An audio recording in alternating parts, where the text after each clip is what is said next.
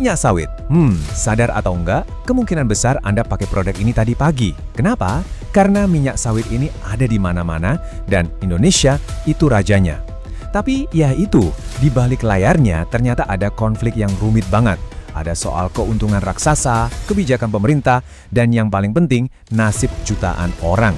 Nah, kali ini kita coba bedah bareng-bareng apa sih yang sebetulnya terjadi di industri kelapa sawit kita berdasarkan sudut pandang sumber yang kita kaji. Oke, ini dia agenda pembahasan kita. Pertama, kita lihat dulu seberapa merasuknya minyak sawit dalam hidup kita. Lalu kita telusuri siapa sih yang ada di balik ekspansi besarnya. Setelah itu kita fokus ke sisi manusianya, para pekerjanya. Dan terakhir, kita akan lihat solusi apa yang ditawarkan oleh sumber ini.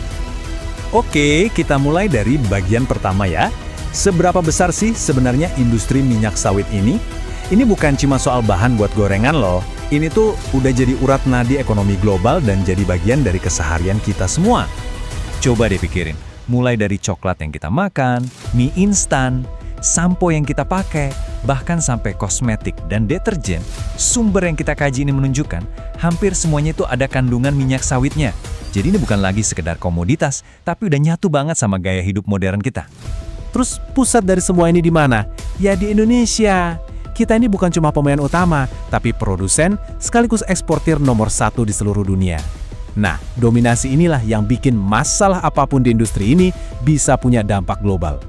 Coba kita lihat angkanya deh, 45,5 juta ton. Dan ini produksi tahunan, setiap tahun segitu banyaknya. Kebayangkan segede apa skalanya? Semua ini didorong oleh permintaan global yang kayaknya ya nggak ada habisnya. Dan semua minyak sawit itu datang dari mana coba? Dari lahan yang luasnya hampir 15 juta hektar. Bayangin, area seluas itu cuma buat satu jenis tanaman. Tentu aja ini punya konsekuensi besar, baik buat lingkungan maupun masyarakat sekitar. Tapi ingat ya, ini bukan cuma soal angka ton dan hektare, ini juga soal manusia. Ada lebih dari 16 juta orang yang hidupnya bergantung sama industri ini. Nah, angka ini penting banget dan ini bakal jadi kunci untuk pembahasan kita selanjutnya. Nah, pertanyaannya, dengan 16 juta orang yang terlibat, siapa sih yang sebenarnya paling diuntungkan dari ekspansi besar-besaran ini? Disinilah sumber kita mulai membongkar adanya benturan antara aturan resmi dengan kenyataan di lapangan. Disinilah sumber yang kita kaji ini menunjuk ke akar masalahnya. Jadi gini, secara aturan, satu perusahaan itu harusnya dibatasi maksimal cuma boleh punya 100.000 hektar. Tapi kenyataannya di mana? Pemerintah, menurut sumber ini, justru dituduh memutihkan 3,3 juta hektar perkebunan yang ilegal. Jadi ada jurang yang dalam banget kan antara aturan di atas kertas sama apa yang terjadi di lapangan. Jadi kalau kita ikuti analisis dari sumber ini, ekspansi yang masif ini tuh bukan terjadi gitu aja. Ini adalah hasil dari sebuah sistem yang di dalamnya kebijakan pemerintah diduga lebih condong ke kepentingan perusahaan-perusahaan besar yang tujuannya cuma satu, cari untung.